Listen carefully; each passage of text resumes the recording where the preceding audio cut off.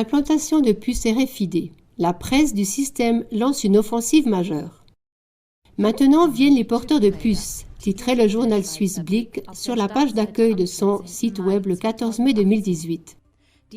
Les 3 premières pages du journal ressemblaient à une campagne publicitaire pour des puces RFID implantées.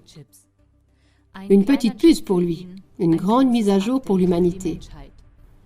Quiconque a peur d'une mauvaise utilisation des données doit se méfier de Facebook et de l'assistance vocale Alexa d'Amazon et non de ses puces.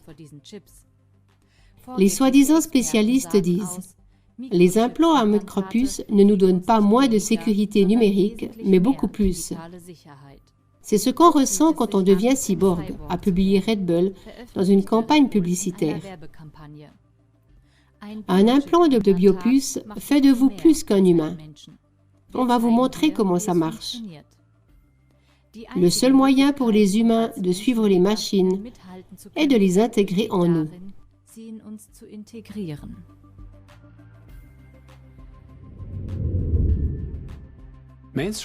Les reporters grand public se font implanter des puces radio devant la caméra et en public. Par exemple, Tim Kurenbecker dans l'émission ARD Tagesschau. Kurenbecker a le mandat d'une agence médiatique pour être l'exposant lors du salon CeBIT. Le journaliste de presse voit de nombreux avantages à être pucé. Je crois vraiment que c'est l'avenir, j'en suis convaincu. Une jeune journaliste de UFM. Là-dedans se trouve une puce NFC minuscule, plus ou moins de la taille d'un grain de riz. J'espère que je vais pouvoir ouvrir des portes, envoyer des données à des smartphones. Et maintenant, cette puce est ici, dans ma main.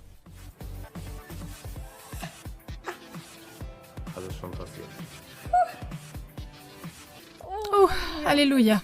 Ah, je suis si contente. Jonas Janssen, rédacteur du journal allemand FAZ.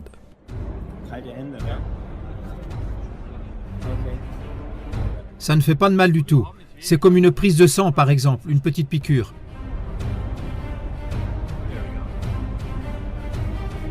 Et maintenant, tu peux mettre toutes sortes de données dessus. Ceux qui prédisaient il y a quelques années que dans un avenir proche, nous serions implantés sous la peau avec une puce radio, ont été qualifiés de conspirationnistes. Aujourd'hui, la presse du système fait la promotion de l'implantation des puces radio RFID de manière ciblée et coordonnée. De telles campagnes publicitaires conduisent au génocide de groupes nationaux, raciaux ou religieux et doivent être stoppées par le peuple. Comment faire ? Un tel génocide se déroule de manière sournoise et suit son cours de nos jours avec l'abolition de l'argent liquide.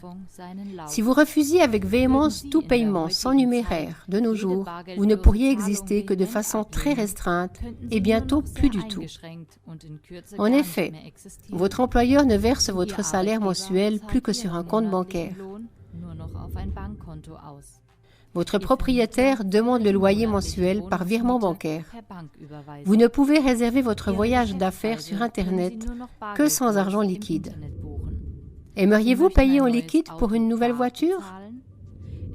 En France, avec un plafond de 1 000 € en espèces, vous ne pourriez acheter qu'un tas de ferraille sur roue. La restriction de votre liberté personnelle se fait de manière insidieuse et prétendument à votre avantage. Mais sans moyen de paiement tracé, vous n'existeriez bientôt plus. Nous expérimenterons le même processus avec l'implantation des puces RFID. La première génération d'implants rendra les clés superflues et permettra de mettre en réseau les appareils de la maison. La nouvelle génération remplace votre portefeuille, votre carte de crédit, votre carte d'assurance, etc. et fait de vous un citoyen totalement transparent. Au plus tard, à la 3e génération de puces, vous pourrez être localisé et contrôlé partout dans le monde.